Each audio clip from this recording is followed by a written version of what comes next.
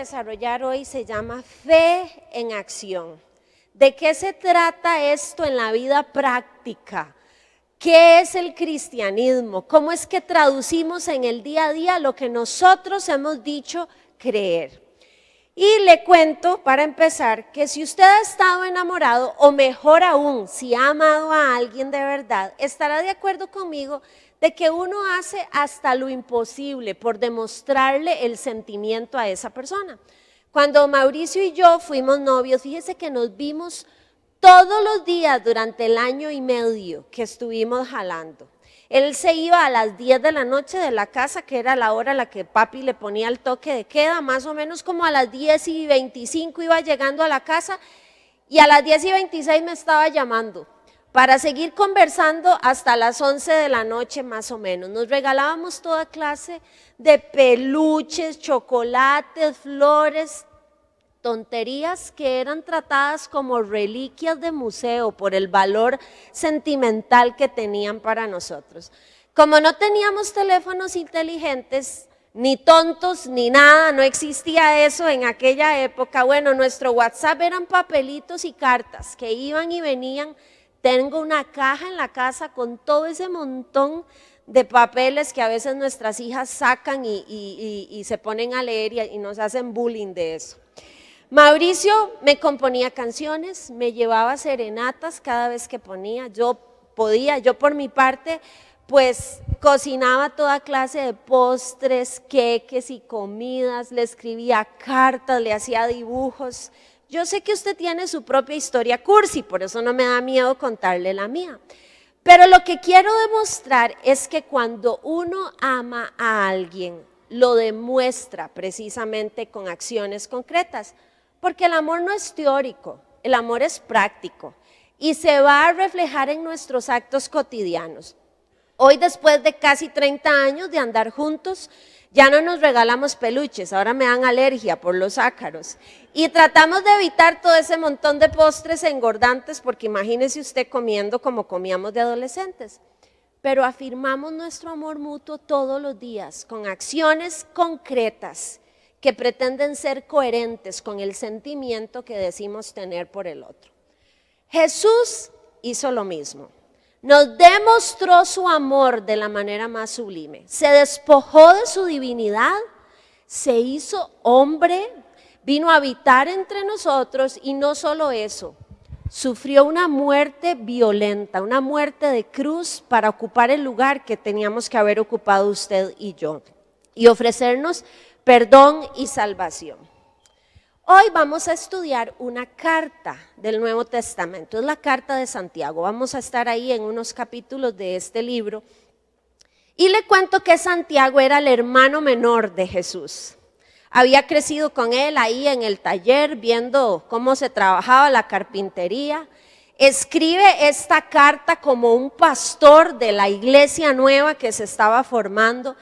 Y nos aplica un examen a todos para que evaluemos si realmente se nota que Cristo vive en nosotros a través de nuestros actos.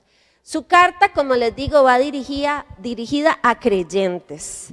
Él escribe a los judíos que se habían convertido, porque estaban muy desanimados, desmotivados, a punto de abandonar su fe, porque resulta que no solo tenían que sufrir la represión del Imperio Romano que los tenía bajo el zapato, sino que además de eso, por ser judíos que habían creído en el Mesías, eran rechazados. Los demás los hacían a un lado. Y Santiago los exhorta para recordarles cómo se tiene que vivir una fe auténtica en medio de un mundo hostil, lo cual sigue siendo muy relevante para nuestros tiempos.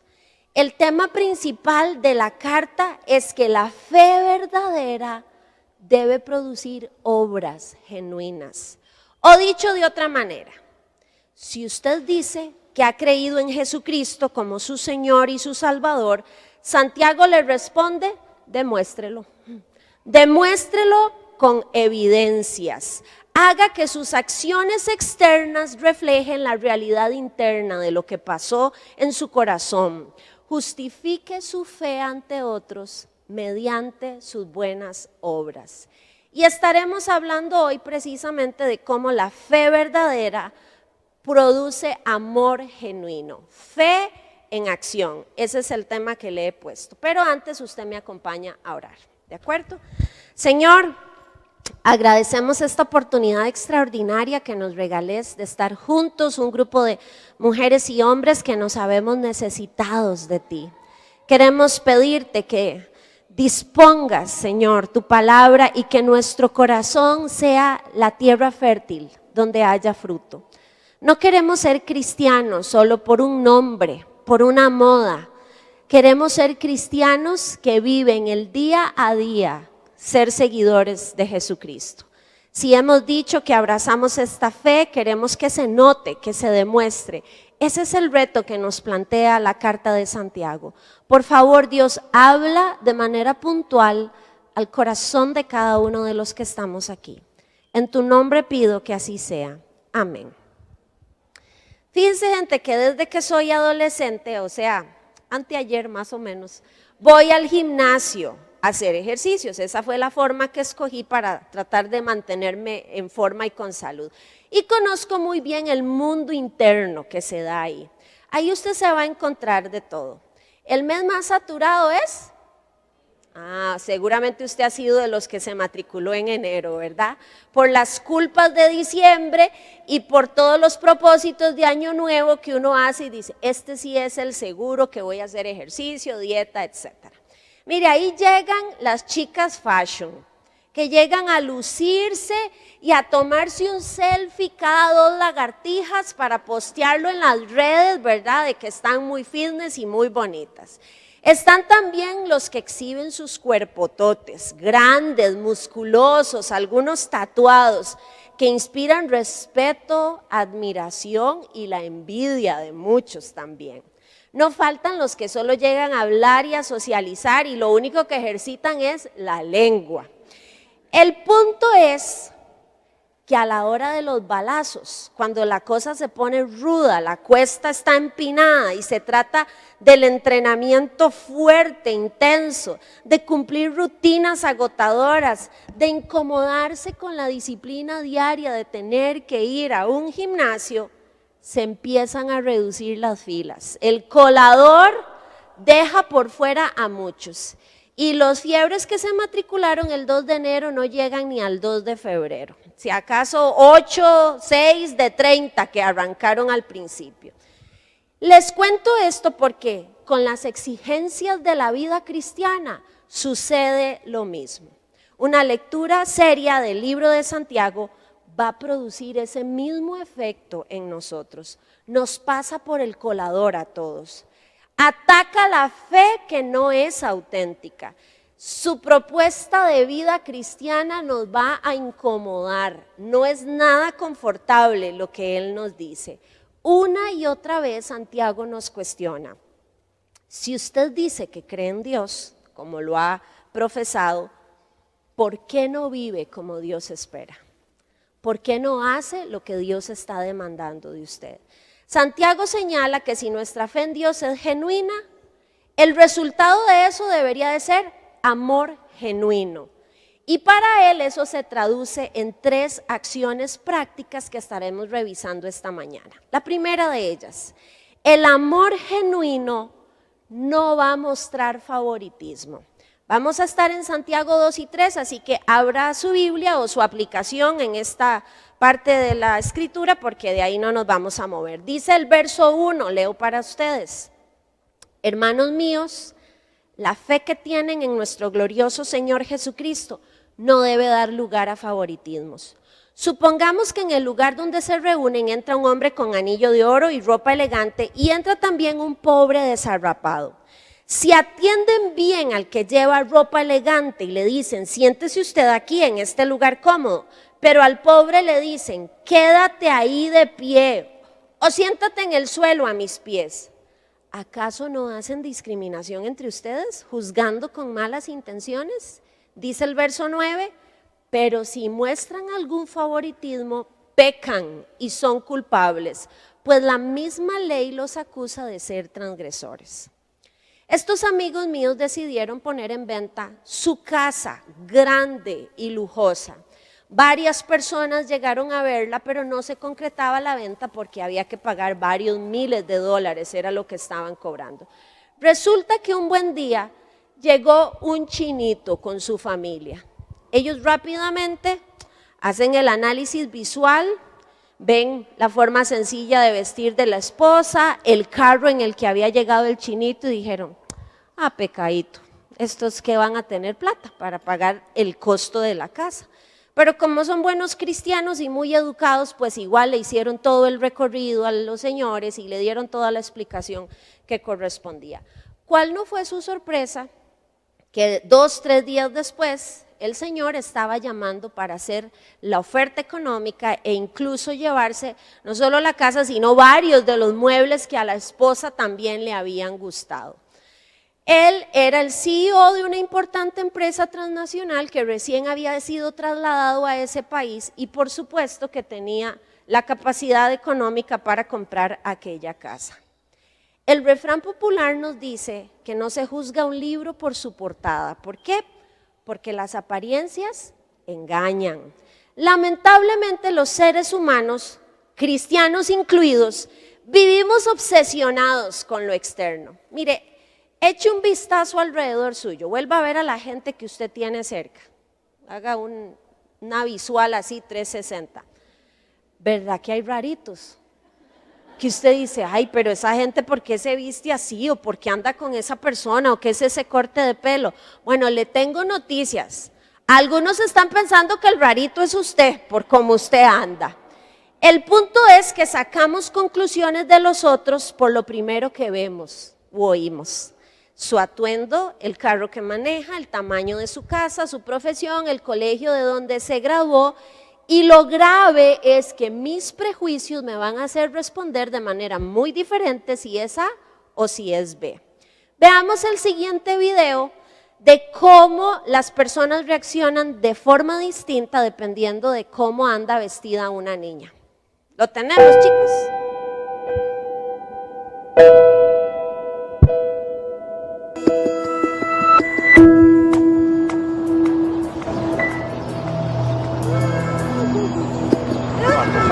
Anano. Экси. А кахлы скоро? Ты потерялась?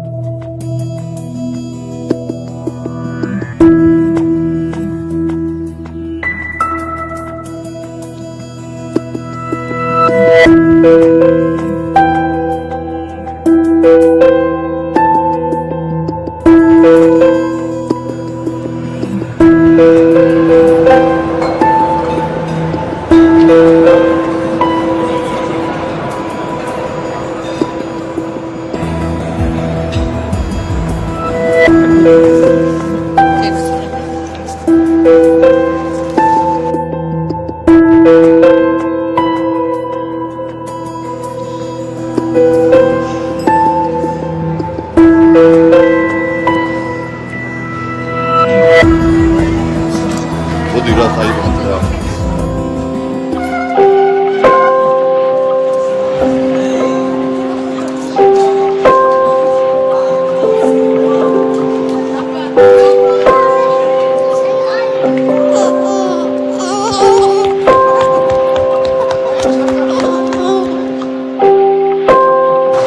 მურაბილო წამისვლა და ჭურჭყანი რომ აცვია მეწყენა კარიტადის მომეუნებოდა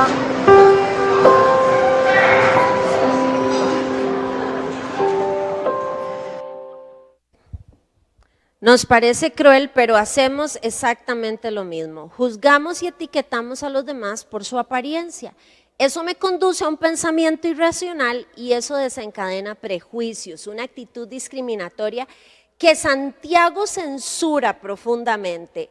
Dice él que actuar de esta manera parcializada, favoreciendo a unos y discriminando a otros, es incompatible, es inconsistente con la fe cristiana verdadera. Y lo ilustra con el ejemplo de dos hombres que llegan a la iglesia. Uno con traje de diseñador, con el último iPhone en la mano, gafas de marca y un chuzo de carro que dejó parqueado allá afuera. Y entonces el anfitrión que está en la puerta lo pasa, lo sienta en la primera fila donde le pega el vientecito, le ofrece agua, le dice estoy para servirle lo que usted necesita. Pero llega otro con jeans rotos, camiseta desteñida, tatuado, mechudo y a ese le dice qué pena, no tenemos campo, si quiere se queda ahí atrás. Discriminar a alguien por su color de piel, por su estatus financiero, por su forma de vestir, por su color político u orientación sexual es pecado. Y si hay un lugar donde las distinciones no deben tener cabida, es precisamente en la iglesia. Nuestros prejuicios deben quedarse en la puerta por tres razones. La primera es teológica. Dios no muestra parcialidad, así que tampoco debemos mostrarla sus hijos. Primera de Samuel 16:7 dice, la gente se fija en las apariencias, pero yo me fijo en el corazón. Hechos 10:34, ahora comprendo que en realidad para Dios no hay favoritismos. La segunda razón es lógica, porque lo que usted está juzgando como bueno y correcto en apariencia podría no serlo. Y termina con un lobo con piel de oveja. Era ilógico que ellos estuvieran tratando tan bien a los ricos cuando eran los que más los estaban perjudicando. Dice el verso 2:6, pero ustedes han menospreciado al pobre. Y no son los ricos quienes los explotan a ustedes y los arrastran ante los tribunales. ¿No son ellos los que blasfeman el buen nombre de aquel a quien ustedes pertenecen? Y la tercera razón es bíblica, porque la escritura reemplaza la parcialidad por la regla de oro. Traten a los demás como quieren ser tratados ustedes. Santiago 2:8, hacen muy bien. Si de veras cumplen la ley suprema de la escritura, ama a tu prójimo como a ti mismo.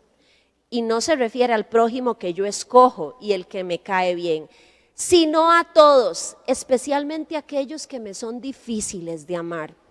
La exhortación de Santiago es clarísima. Los prejuicios y la fe en Cristo no se mezclan. No podemos actuar según la cultura, iglesia. Que las escrituras sean nuestro estándar, que el amor sea nuestra ley y que la misericordia sea nuestro mensaje, es lo que nos está pidiendo la escritura.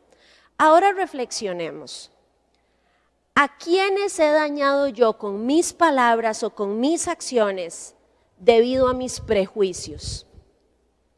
¿Ya me arrepentí delante de Dios por esto? ¿Debo cambiar mi forma de pensar y de actuar en relación a cierto tipo de personas? Las mujeres, los nicaragüenses, los tatuados, los homosexuales. ¿Cómo puedo mostrarle de forma concreta la gracia y la misericordia de Dios que Cristo me ha mostrado a mí, en lugar de discriminación y de parcialidad? El amor genuino, producto de una fe en acción, no produce favoritismos. En segundo lugar, el amor genuino va a actuar de forma compasiva. Dice Santiago 2:14, hermanos míos, ¿de qué le sirve a uno alegar que tiene fe si no tiene obras? ¿Acaso podrá salvarlo esa fe? Supongamos que un hermano o una hermana no tiene con qué vestirse y carece del alimento diario y uno de ustedes le dice, que le vaya bien, abríguese y coma hasta saciarse, pero no le da lo necesario para el cuerpo. ¿De qué servirá eso? Así también la fe por sí sola, si no tiene obras, está muerta.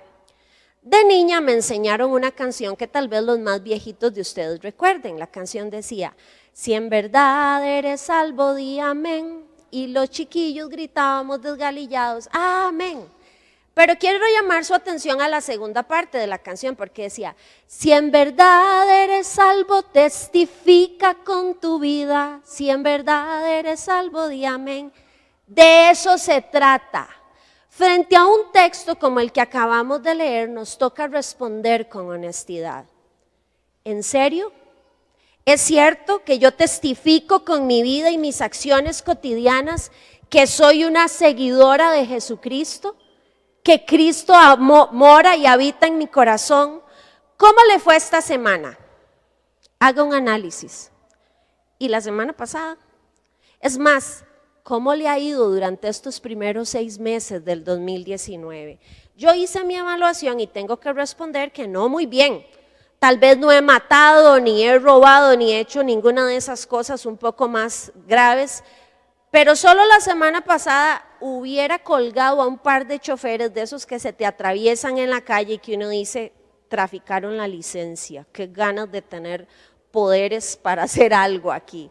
Me cayó bien mal una señora que llegué a una tienda y esperé mucho rato a que me atendiera y la señora nunca me quiso dar bola y terminé yéndome muy molesta de ahí. Hablé más de la cuenta cuando tenía que cerrar el pico, lo que hice fue abrirlo.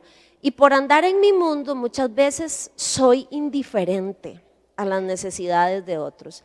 Y Santiago nos pregunta, a ver iglesia, a ver creyentes, si creemos lo que creemos, ¿por qué nos conducimos como lo hacemos?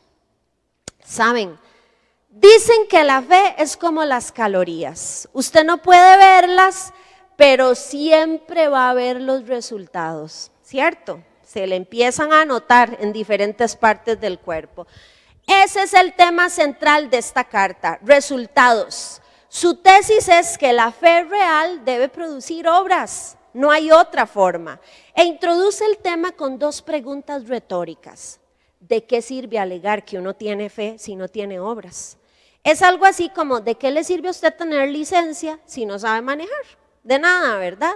Bueno, si nosotros nos llamamos cristianos, pero los demás no ven los resultados de esa fe, dice él, nuestra confesión no es auténtica. Y nuestra fe podría ser una farsa. La segunda pregunta, ¿podrá salvarnos esa fe? Y la respuesta obvia es no. Una fe que no se evidencia en obras está muerta. Esa es la sentencia que le da. La fe genuina tiene 4 características que repasamos rápidamente. La primera de ellas, no es indiferente, sino que interviene, que se involucra con el otro. La gente tiene muchas necesidades puntuales. Comida, abrazo, consuelo, dinero, ropa, muchas cosas. Y la respuesta a la necesidad de alguien es usted. No vuelva a ver por el lado, no espere que sean otros los que hagan lo que a usted le corresponde hacer. Nos toca intervenir. No podemos resolver el mundo de todos, pero al menos el de alguna persona sí. Primera de Juan 3:17. Si alguien que posee bienes materiales ve que su hermano está pasando necesidad y no tiene compasión de él, ¿cómo se puede decir que el amor de Dios habita en él? Santiago dice, son hipócritas. Si solo le damos una palmadita en la espalda y le decimos, voy a estar orando por eso, hermano, hermana, cuando yo debía haberle dado dinero para que pagara sus recibos o comida para que llenara su vientre o haber hecho el favor que necesitaba, tenemos que ser prácticos en nuestra fe. Mi esposo estuvo sin trabajo el año pasado, casi por un tiempo de 8 meses. Un tecnicismo legal en la empresa en la que él estaba lo dejó fuera del nombramiento y bueno, todavía está en pleito ese asunto. Pero los primeros meses de ahí pues nos la jugábamos con los ahorros que teníamos, pero una hija estudiando medicina en una universidad privada, créanme, se traga todos los ahorros que uno pueda tener. El asunto es que muchas personas, creo que bien intencionadas, se acercaron y nos decían, estamos con ustedes, cualquier cosa, ya saben. Y yo decía, o sea, necesitamos tantas cosas, tantas cosas. Por dicha, algunos no se quedaron en la frase cliché y fueron más allá. Entonces llegaban, mira, toma este dinero para que se ayuden con el pago de lo que sea, había muchas cosas que pagar. Algunos trajeron comida, mira, andaba en el súper y compré un poco de cosas más pensando en ustedes y aquí está. Otros llegaron con una peli, un bollo de pan, un libro, a pasar la tarde, a reírnos, a orar, a llorar, a lo que fuera. Todo era bien recibido. Algunos hasta en nuestra diversión pensaron, la fe genuina no puede ser indiferente, debe intervenir de manera concreta. Tampoco es independiente de los otros, solitaria, va ligada a los resultados. Decir que yo soy creyente y actuar como un creyente deberían de ser lo mismo. Lamentablemente hay un divorcio entre el discurso y la práctica. Entonces dice él, si mi fe no muestra esa evidencia, es inútil, es muerta, no se pueden divorciar. Hace un par de años, en un seminario secular al que fui invitada, al final de la tarde me tocó hacer un ejercicio con un señor. Nos pusieron random ahí en parejas y a mí me tocó estar con un señor profesional, ya maduro, grande, y empezamos a presentarnos y luego teníamos que cumplir ahí una serie de indicaciones. No pasamos de la presentación. Cuando yo le dije a él que yo era psicóloga, pero que trabajaba en el área pastoral de una iglesia cristiana, ese hombre empezó a vomitar todo su enojo, su dolor y su frustración con los cristianos.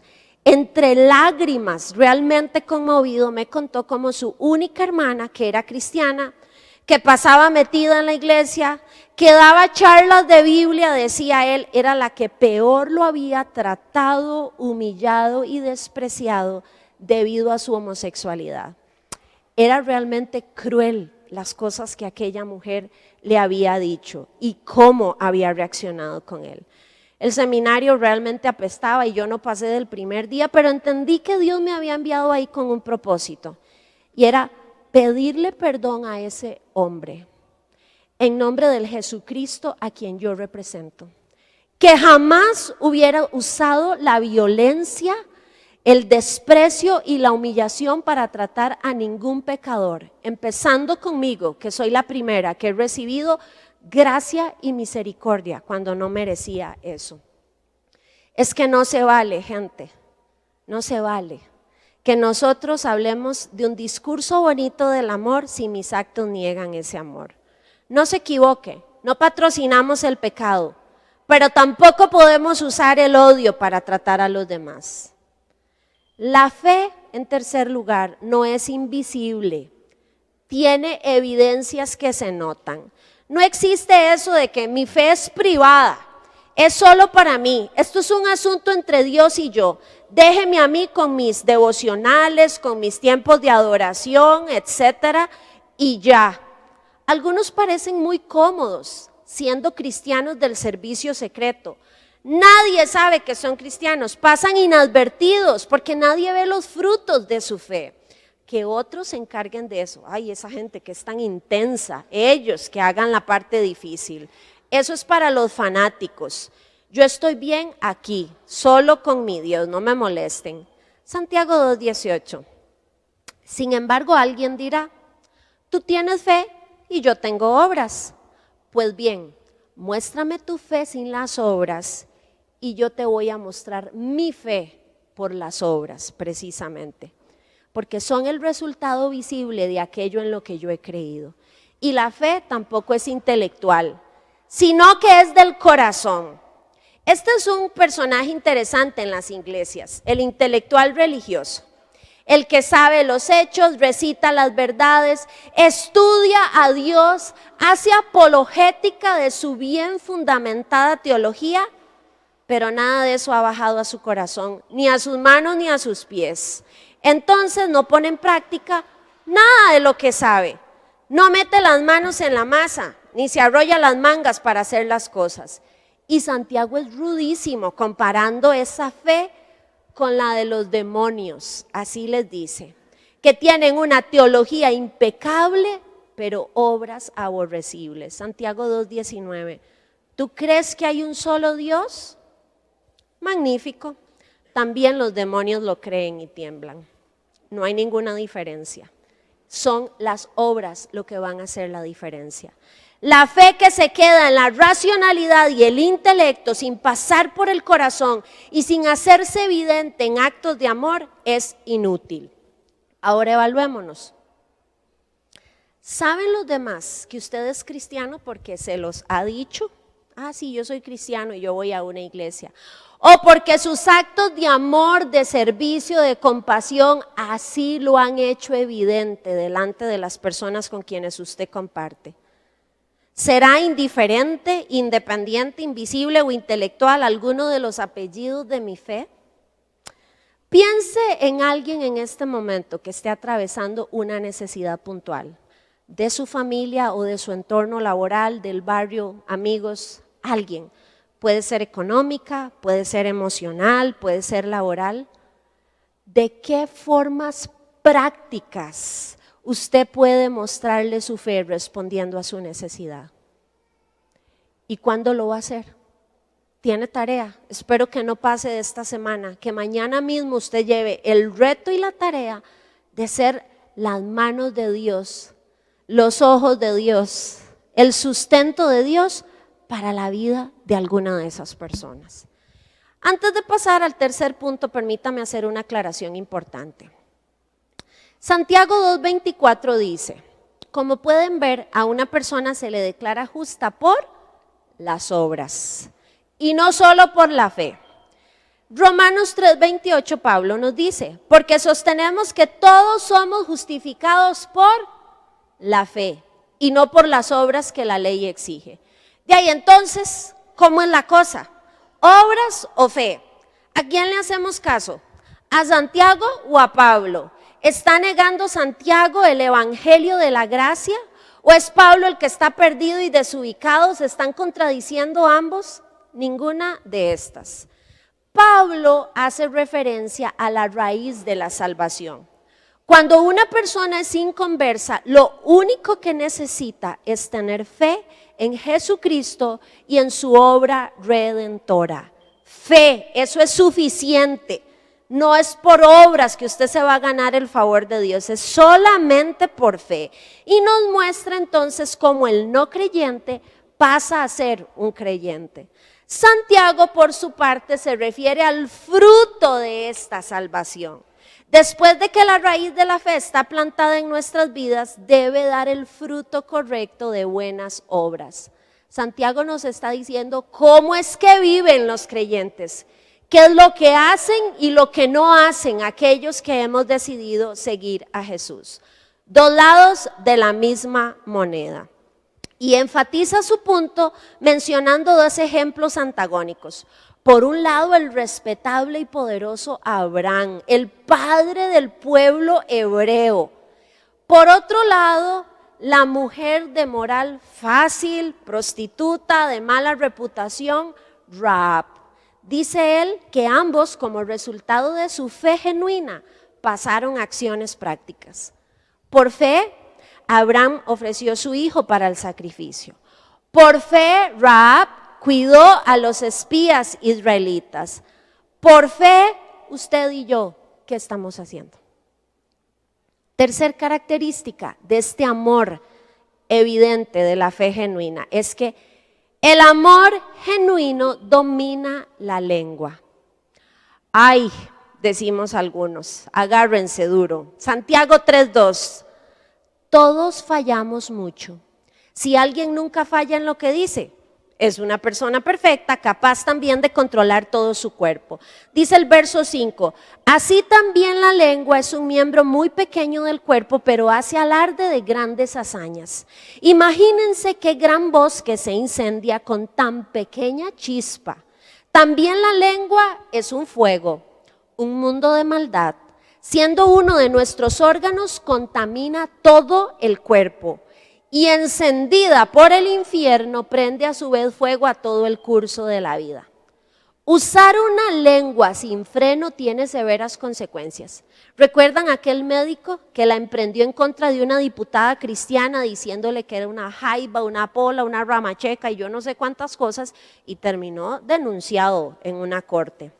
El ministro de Educación ha tenido su dosis de polémica y de crisis por sus declaraciones acerca de la religión, del suicidio, etcétera. El pobre cada vez se le pone más crudo el asunto.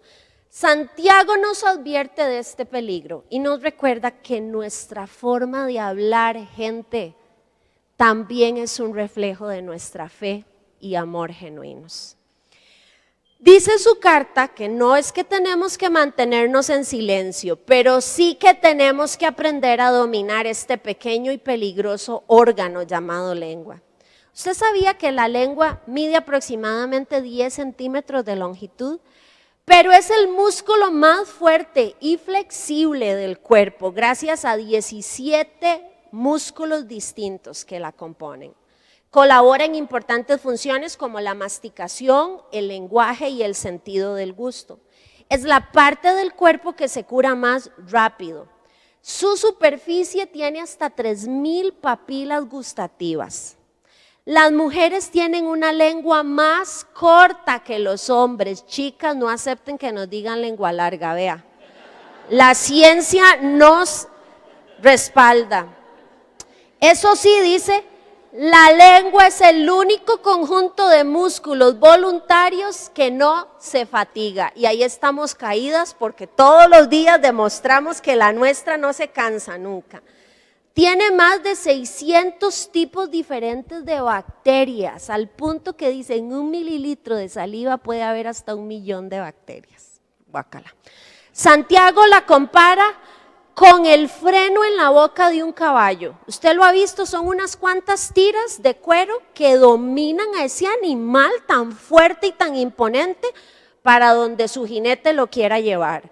Con el timón de un barco, esa pequeña pieza redonda que hace girar a una estructura tan gigante como un crucero, que es toda una ciudad flotante y la puede mover para un lado o para el otro. Y también la compara con una pequeña chispa que incendia un gran bosque con potencial de quemarlo todo. Podemos hacer un bien o un daño incalculable con nuestra lengua. Los términos bíblicos para describirla hablan de su peligrosidad. Es un mundo de maldad, contamina todo el cuerpo, prende fuego, es encendida por el infierno, es como una bestia sin domar, está llena de veneno mortal. Hemos domado serpientes, elefantes, tigres, hasta ballenas, pero no hemos logrado domar nuestras lenguas. Se resisten. Dice Romanos 3:13, su garganta es un sepulcro abierto, con su lengua profieren engaños, veneno de víbora hay en sus labios, llena está su boca de maldiciones y de amargura. ¿Describirá esto la lengua de alguno de nosotros? Chismes, calumnias, burlas, palabras críticas, violentas, vulgares. Una lengua sin freno es capaz de destruir un matrimonio, de manchar una reputación, de asesinar el carácter de una persona, de machacar la estima de un hijo, de arruinar una iglesia. Y Santiago nos dice, otra vez gente, si creemos lo que creemos, ¿por qué hablamos como lo hacemos? ¿Por qué decimos lo que no debemos? La lengua es poderosísima, contamina con una simple palabra. Es rebelde, desafiante, no quiere ser domada y exhibe lo que realmente usted es. Porque lo que hay en el interior va a encontrar salida a través de la boca. La lengua es solo la mensajera. Dice Lucas 6:45, el que es bueno, de la bondad que atesora en el corazón produce el bien, pero el que es malo de su maldad produce el mal. Porque de lo que abunda en el corazón, habla la boca. Y Mateo 15:18, pero lo que sale de la boca viene del corazón y contamina a la persona, porque del corazón salen los malos pensamientos, homicidios, adulterios y hace una lista interminable. Toda la iniquidad interna nuestra va a hallar salida a través de nuestra lengua y súbitamente puede convertir a una persona gentil en apariencia en un monstruo. Dice mi papá que un día de estos estaba viendo ese noticiero que tiene la famosa sección del quéjese Y aparece una señora ahí detrás del micrófono y dice, bueno, muchas gracias, yo me quiero quejar de ese imbécil, malnacido, bueno para nada, inútil, maldito, etcétera, etcétera, de mi ex, que no me quiere pagar la pensión para mis hijos, y aquella doña dice que despotricaba. Lo curioso fue que cuando terminó, sonríe y dice, bueno, muchas gracias y que Dios me los bendiga a todos. Y uno dice, ¿qué fue aquello? Con nuestra propia fuerza no podemos mantener a raya esta lengua pecadora, pero un seguidor de Cristo permite que el Espíritu Santo transforme nuestro corazón y tome control de nuestra lengua. Le cuento mi historia.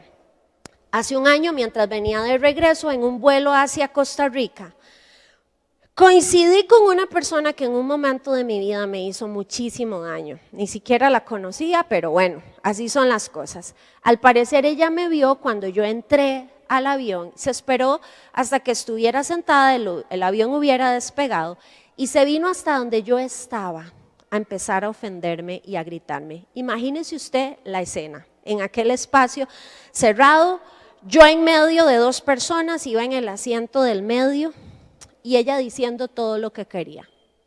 Uno muy se salvó que llevaba el cinturón puesto, porque si no… Bueno, el punto es que yo soy cualquier cosa menos dulcita, pasiva y menos callada. Mis amigos dicen que pude haber sido abogada penalista, porque le puedo ganar cualquier pleito a alguien. Pero adivinen qué pasó. No dije ni una sola palabra. Me quedé viéndola y guardé silencio. Y eso, señoras y señores, es un verdadero milagro tratándose de mí, porque esta zuñiguita que usted ve aquí, me le hubiera ido encima, agarrarla de las mechas seguro, y habría salido en el noticiero de las 7, vieja loca ataca pasajero en pleno vuelo. Cuando ella terminó y volvió a su asiento, hice una oración de verdad, pidiéndole a Dios que me diera paz, que me quitara la vergüenza, porque yo no encontraba un hueco en el avión en donde esconderme en ese momento, y que sostuviera a la otra loca, porque todavía nos faltaba la salida, la migración, al recoger las maletas, etcétera. Bueno, Dios lo hizo. Dice Santiago que la lengua de un cristiano no puede alabar a Dios y producir maldiciones. No puede salir agua dulce y agua amarga de una misma fuente. Eso es antagónico con la cristiandad genuina. Mi forma de hablar debe reflejar mi fe y debe evidenciar amor genuino. Palabras sabias que hablan verdad, palabras sazonadas con amor, con gracia, con misericordia, palabras oportunas que animan, consuelan, palabras que traen paz, alegría, esperanza. Ahora respondámonos, ¿por qué hablo como lo hago? ¿Será que todavía tengo un corazón enfermo? ¿Será que hay áreas de mi corazón que no le he permitido al Espíritu Santo restaurar todavía? Y cuando me tocan esa chispa, se incendia como un fuego terrible, despotricando y dañando a todo mundo. Mis palabras, ¿dan vida o dan muerte a quienes las escuchan? ¿Qué produce usted en la gente que le escucha? ¿Qué tipo de palabras ya deberían haber sido eliminadas de mi vocabulario? No puede ser que yo, siendo cristiana, hable de esta forma. Ya, no puede amanecer mañana ese vocabulario en mi vida. ¿Estoy yo con mi forma de hablar adorando a Dios? ¿Demostrando que he creído en Jesucristo y que eso se evidencia? Rudo, ¿verdad? Les dije, agárrense del asiento, porque Santiago de verdad nos pasa por el colador. Y quisiera terminar esta reflexión con una pregunta. ¿Qué o quién define tu identidad? Un aficionado deportivo se distingue fácilmente porque viste la camiseta, se pone la gorra, se pinta aquí los colores de su partido, se sabe todas las canciones, va a todas las mejengas. Rápidamente uno dice, ese fulano apoya a tal equipo. Un Boy Scout se distingue por su uniforme, por sus cantos, sus gritos y por su famosa frase, siempre listos. La gabacha blanca, el estetoscopio y a veces la mala letra, ¿a quién distingue? A los médicos, sorry si hay médicos aquí. Ok, y a nosotros los cristianos, ¿qué nos distingue? ¿Cuál es el acto que refleja nuestra identidad? ¿Cuál es la evidencia externa de que somos seguidores de Cristo? La Biblia dice que todos los que hemos recibido a Jesús tenemos una nueva identidad por medio de Él y vivimos para expresarla. La pregunta es, ¿se nos nota? ¿Se nota que tenemos a Cristo? ¿Olemos a Él? ¿Nos parecemos a Él? ¿Actuamos y hablamos como nuestro Maestro lo hizo? Si mi respuesta honesta es un triste no, entonces yo tengo con seriedad que evaluarme y preguntarme, ¿qué tengo que hacer para que otros puedan ver a Jesucristo a través mío? ¿O qué tengo que dejar de hacer? Santiago nos recuerda que un verdadero creyente no es el que lleva el título, no es el que habla la jerga, no es el que pasa metido en la iglesia, el que tiene los conocimientos teológicos, es el que de forma práctica y cotidiana evidencia a Jesús en su hogar, oficina o lugar de estudio. Ama como Cristo amó y por lo tanto no hace distinción de personas, porque ve en todas ellas a Jesucristo, con los ojos de Jesús, y los trata con la honra que se merecen. No es indiferente a la necesidad ajena, sino que oportunamente extiende su mano para ayudar a alguien que está en necesidad. Y no usa su lengua para destruir, sino para sanar, para bendecir, para animar a otros. Cuando hagamos esto, gente, muchos van a querer conocer a nuestro Señor, muchos. No por lo que usted dijo, y si le dio bibliazos, y si lo condenó, por la forma en la que usted evidenció el amor de Dios. Yo quiero eso que usted tiene. Él es diferente, ella es diferente, tiene algo que no sé cómo se explica. Y usted le va a decir un día, es Jesús en mi vida, el que hizo la diferencia. Le voy a invitar a que incline su cabeza y escuche y reflexione sobre la letra de la siguiente canción. ¿Qué es lo que nos está pidiendo el Señor hoy?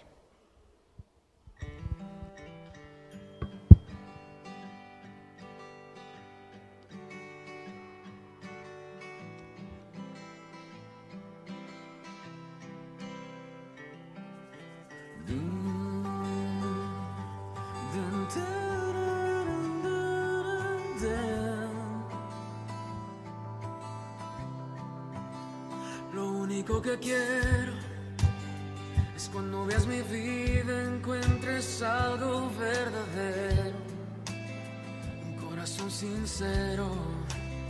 Lo único que quiero es que si necesitas de alguien que cumpla tus sueños, quiero ser el primero. Dios mío, yo quiero corresponder al amor que tú me das. Quiero amarte de verdad, en mi diario caminar, y cuando tú regreses me encuentres haciendo tu voluntad. No dejes que mi vida se desperdicie en cosas que la pena no valdrá. Afanes ya no más, sino que cada día aplique tu palabra en mi forma de pensar, mi diario caminar. Dios mío, yo quiero corresponder al amor que tú me das. Quiero amarte de verdad, en mi diario caminar, y cuando tú regreses me encuentres haciendo tu voluntad. Nos ponemos de pie, por favor, para orar. La pasión en ti yo quiero en mí tener, Señor, y cada día esforzarme por cuando abrimos tu palabra y nos encontramos un reto de vida práctica como el que Santiago hoy nos lanza, sin duda, lo primero que necesitamos hacer es pedirte perdón. Con un corazón honesto, Señor, te rogamos, perdónanos. porque son infinitas las ocasiones en las que no te hemos hecho lucir bien. Y hoy hacemos nuestra la oración que un día hiciera Juan el Bautista. Es necesario que yo mengüe, Señor, para que tú crezcas. Yo no quiero ser una cristiana, un cristiano que se dice así por herencia de su fe, o porque nominalmente se hace llamar cristiano, o porque está de moda. Yo quiero que cuando examines mi corazón encuentres autenticidad ahí. Una fe auténtica, un amor genuino, que se evidencia día a día, en cada lugar donde yo estoy, con cada persona que me pones en el camino, y entiendo que es una oportunidad para reflejarles a Jesucristo. Eso fue el mandato que nos diste, hacer discípulos de Jesús. Y queremos hacerlo de la forma más contundente que hay, demostrando con nuestras acciones que somos diferentes. No importa lo que esté de moda, no importa lo que diga el mundo, no importa lo que la cultura establezca. Queremos que las escrituras sean nuestra ley, que nuestro mensaje sea un mensaje de esperanza, que palabras de gracia, de misericordia, de verdad sean las que salgan de nuestra boca. Señor, ayúdame. Si he sido prejuiciosa, si he tratado con favoritismo a unos y no a otros, porque tu palabra dice que lo que miras es el corazón. Ayúdame a ver con tus ojos a la gente. Te ruego que me ayudes a ser sensible a la necesidad de quienes están a mi alrededor. Gracias por las muchas maneras en las que me has bendecido. Que esa bendición pueda fluir a través mío para otros hogares, personas, familias. Y ayúdame, Señor, a poner un freno en mi boca. Que cuando yo hable sean palabras de vida lo que transmita. Que cuando yo abra la boca lo que lleve es esperanza. Y perdóname por no haberlo hecho así en múltiples ocasiones. Yo quiero ser la que no desperdicia su vida, como decía esta canción, sino dedicarme exactamente a lo que me has llamado. Queremos ser hombres y mujeres portadores de la gracia de Dios, libros abiertos donde otros puedan verte a ti. Que cuando Jesús llegó a mi vida, nunca más yo volví a ser la misma, nunca más. Algo sucedió internamente y eso se refleja hoy externamente. Por favor, Señor, danos esa capacidad, lo pedimos. En el nombre del Padre, del Hijo y del Espíritu Santo. Que así sea. Termino con este texto de Mateo 5:16. Dice: hagan brillar su luz delante de todos. ¿Para qué? Para que ellos puedan ver las buenas obras de ustedes y alaben al Padre que está en el cielo. Salgan de aquí y hagan brillar su luz donde sea que Dios les ha dado la oportunidad de estar.